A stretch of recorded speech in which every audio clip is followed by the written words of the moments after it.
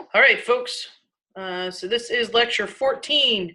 We're going to take a look at thiols, ethers, and arenes. So if we think about ethers, this is the functional group that has an oxygen atom bonded to two carbon atoms. So ROR. Oxygen is sp3 hybridized with bond angles of approximately 109.5 degrees. So if we think about dimethyl ether, shown below in A, our bond angle is about 110 degrees. If we think about how we name ethers, we know that the longest carbon chain is the parent alkane, and then we're going to name the OR group as an alkoxy substituent. If we think about then common names, so we name the groups bonded to oxygen, followed by the word ether. So let's take a look at each of these examples. You can choose one to practice. Go ahead and press pause if you need to, and then you can come back and check your work. So in this case, we have two names we could use. We could use for the compound on the far left, ethoxyethane or diethyl ether. If we take a look at that center compound, it has two names we could use, 2-methoxy-2-methylpropane or methyl tert butyl ether, MTBE. And then remember, at this point, we're always thinking about stereochemistry now. So if we wanted to name the compound on the far right, that would be 1R, 2R, 2-ethoxycyclohexanol. Or you could also indicate that through using the word trans, 2-ethoxycyclohexanol. So although cyclic ethers have IUPAC names, their common names are more widely used. So ethylene oxide, tetrahydrofuran, and 1,4-dioxane are great examples of cyclic ethers that have IUPAC names, but if you were to look them up in a chemical inventory or to order them from a chemical supply company, you would see them typically by these names. We know that ethers are polar molecules, so each carbon-oxygen bond is a polar covalent bond.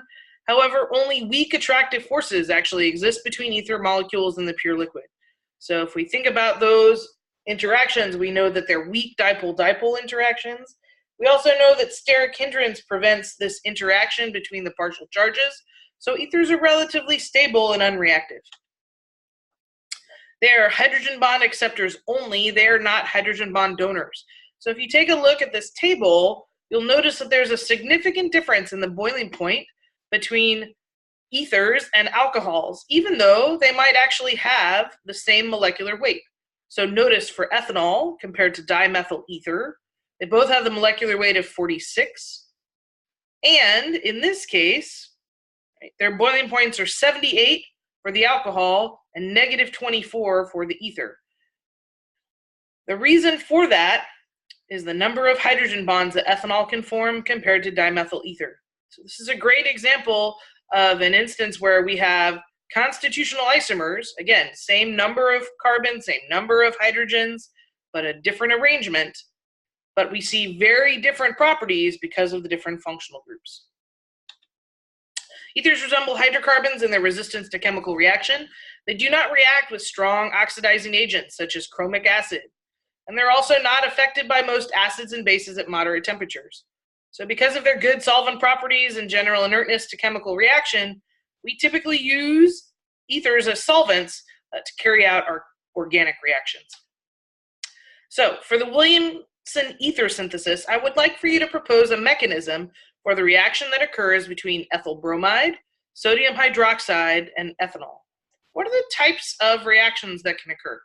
And again, go ahead and press pause, use your whiteboard, or use your light bulb sheet, or use your notes, and propose several different mechanisms that you think are reasonable for the reaction of ethyl bromide, sodium hydroxide, and ethanol. And of course, because we have three chemicals here, you could just choose two and propose what you think is a reasonable mechanism between the two.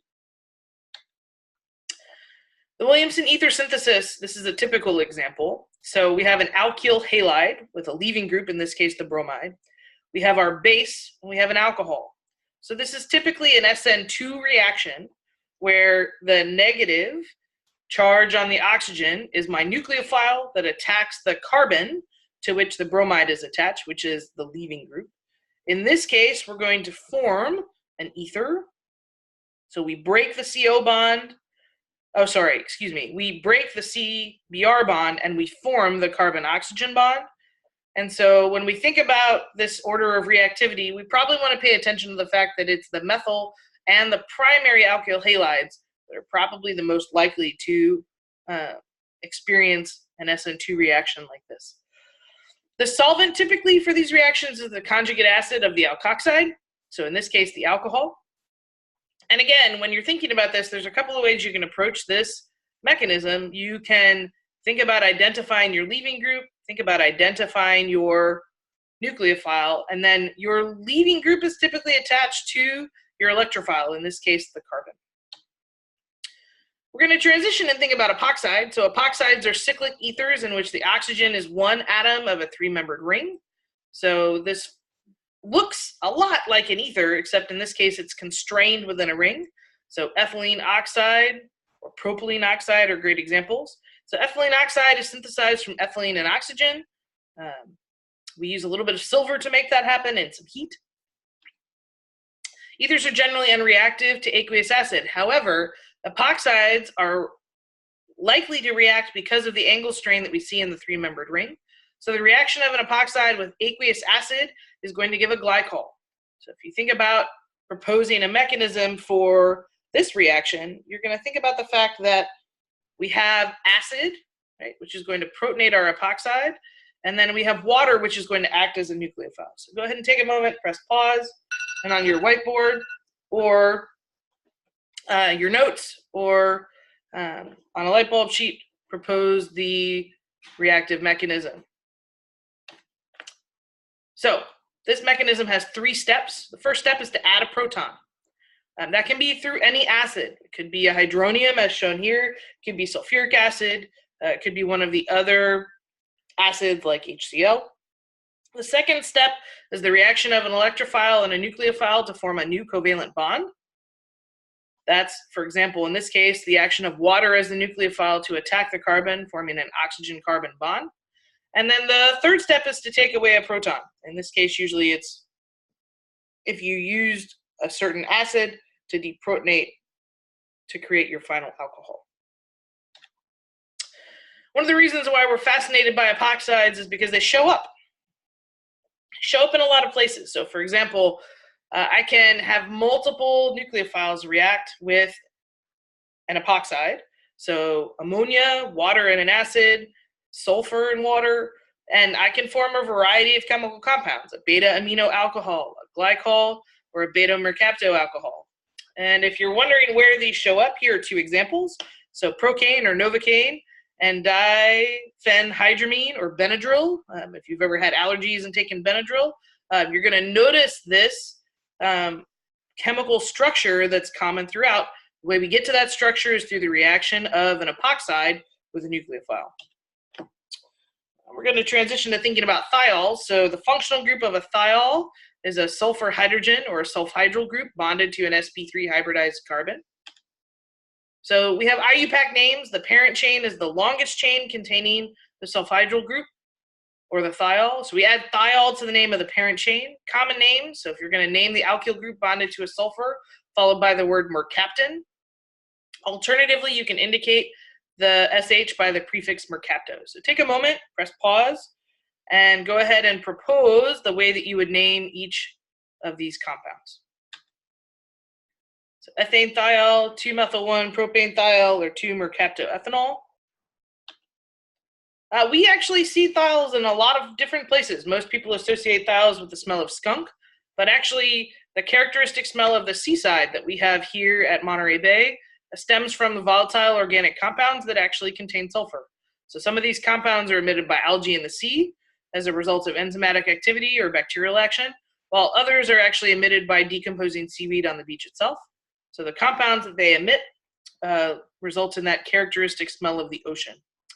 There are other roles for thiols, so we see them in cloud formation as well. The difference in electronegativity between sulfur and hydrogen is 0.4. This means that thiols are not particularly polar.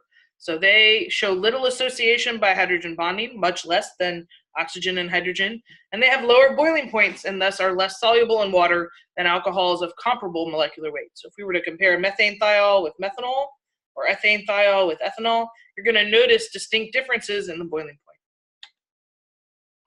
Thiols are stronger acids than alcohols. So if we think about their reactivity, I've given you two examples of compounds that have pKa's, in this case, ethanol and the sulfur equivalent. And you can see the difference in pKa there. It's literally almost half. So thiols react with strong bases to form salts, as shown. Go ahead and propose an acid-base equilibrium reaction. Press pause if you need to. Use your whiteboard, your notes, or the light bulb sheet. Hopefully you were able to identify the stronger acid, the stronger base, as well as the conjugate acid and the conjugate base. Thiols are oxidized by a variety of oxidizing agents, including oxygen to disulfides. Disulfides, in turn, are easily reduced to thiols by several reagents. So in this case, we can actually see the action of a thiol undergoing oxidation to form a disulfide bond. This interconversion between thiols and disulfides is very important in protein chemistry. We'll be able to talk about that in a little bit more depth later on this semester. However, right now we're going to transition to thinking about arenes. So arenes are aromatic compounds. Again, these are functional groups that have specific conjugation between double bonds. So the first structure for benzene was proposed by August Kekulé in 1872. He incorrectly believed that the double bonds of benzene just shift back and forth. But his structure didn't actually account for the unusual chemical reactivity of benzene. What we know now is that the carbon framework, the 6 parallel 2p orbitals, each have 1 electron, and as shown are uncombined. But in reality, if we overlap the 6 2p orbitals, they form a continuous pi cloud, shown literally as 2 donuts above the plane of the ring and below. So we often represent benzene as a hybrid of 2 equivalent Kekulé structures. Each Kekulé structure makes an equal contribution to the hybrid. So the carbon-carbon bonds are neither double nor single, but something in between. So benzene is a beautiful example of a hybrid. And we actually know this because they've done calculations to examine the energy that it takes to break the bonds. So for example, cyclohexane would obviously have the lowest on the energy scale and be more stable, whereas cyclohexene with 1 double bond and benzene with 3 double bonds, you would expect if it had the isolated double bonds to behave in a hypothetical nature to show the energy as calculated, but in fact we observe 150 kilojoules per mole less energy for benzene. And that again is because of the resonance energy of those double bonds. So arenes are what we call heterocyclic compounds. Compounds that contain 1 or more atoms other than carbon in its ring. So in addition to benzene, there are compounds such as pyridine and pyrimidine that have nitrogen. And again, these heterocyclic aromatic compounds are those that have conjugation. So these are beautiful examples of analogs of benzene. Each are aromatic, each contains at least 1 or more nitrogens. These are examples of other places where we see arenes, so in indole, in serotonin, which is a neurotransmitter, in purine, and in adenine. So these are examples of places where we see aromatic rings that have atoms other than carbon. The monosubstituted alkyl benzenes are derivatives of benzene, so many common names are retained. At this point, it matters less that you know the names, and it matters more that you think about the structure of these compounds. So for naming these compounds, there's a very short list of what you're going to be expected to know. You need to be able to recognize benzene. You need to be able to recognize a phenyl group. You need to be able to recognize toluene. And then you need to be able to recognize a benzyl group. So if you think about how you might name these compounds, go ahead and press pause if you need to. Check. So in this case, again, Z, remember, Z is when they're on the same side, or Zwitter, they're together. So this is the highest priority, both on the same side of the double bond. E or Entgegen would be if they're on opposite sides. So 2-phenylethanol, benzyl chloride. These are examples of the types of naming for arenes that you'll have to do. If they're di-substituted, you're going to locate the substituents by numbering, and you're going to use the locators ortho, which is a 1-2 relationship, meta, which is a 1-3 relationship, or para, which is a 1-4 relationship. This is where one group imparts a special name, and you're going to name the compound as a derivative of that molecule. So those are the 4 that we looked at on the previous slide. So for example, 4, bromotoluene. Toluene, remember, is the CH3 bound to the arene group. So that's at the 1 position. The 4 then is the bromo, or para-toluene. 3-chloroaniline, or meta-chloroaniline. 1,3-dimethylbenzene, or metaxylenes, and 1,4-ethylbenzene, or para-chloroethylbenzene. These polysubstituted benzenes can also have more than 2 substituents. Again, if there's a special name, it becomes the parent name. If no group imparts a special name, then you simply number to give the smallest set of numbers and you list alphabetically. And again, if you need a pause to check out and think about how you might name these compounds, by all means do so. Here you can check your work. So 4-chloro-2-nitrotoluene, 2,4,6-tribromophenol, and 2-bromo-1-ethyl-4-nitrobenzene. So benzene is unaffected by strong oxidizing agents such as chromic acid or KMnO4. So the halogen and nitro substituents are unaffected by these reagents. An alkyl group with at least 1 hydrogen on the benzylic carbon can be oxidized to a carboxylic acid group. That's about the only reaction that can occur. If there's more than 1 alkyl group, then each would be oxidized to that carboxylic acid. Terephthalic acid is one of the 2 monomers required for the synthesis of polyethylene terephthalate, a polymer that can be fabricated into Dacron polyester fibers and mylar films. The most characteristic reaction of aromatic compounds is substitution at a carbon on the ring. And so we're going to look at several different examples. You're going to learn the generic mechanism for electrophilic aromatic substitution. So here are some examples of the types of reactions that can take place. Notice I have my arene ring, and then I have my substituent that is added to the ring. The electrophilic aromatic substitution, or EAS reaction, is one in which an electrophile, E+, substitutes for the hydrogen on an aromatic ring. So when we study this, we actually look at several common types of electrophiles, how each is generated, and then the mechanism by which each replaces a hydrogen. So all electrophilic aromatic substitution reactions occur through a 3-step mechanism. The first step is generation of the electrophile. The second step is the reaction of the electrophile and a nucleophile to form a new covalent bond. And then the third step is to take a proton away. And again, this is the generic mechanism shown here where you would be able to substitute any electrophile. So go ahead and take a moment and practice drawing the complete mechanisms for each of these molecules. These are using reactions that you are now familiar with from the past 2 weeks. Next time, we're going to be talking about amines, and then shortly thereafter, you're going to have your next exam. So thanks again. Hope you have a great day, and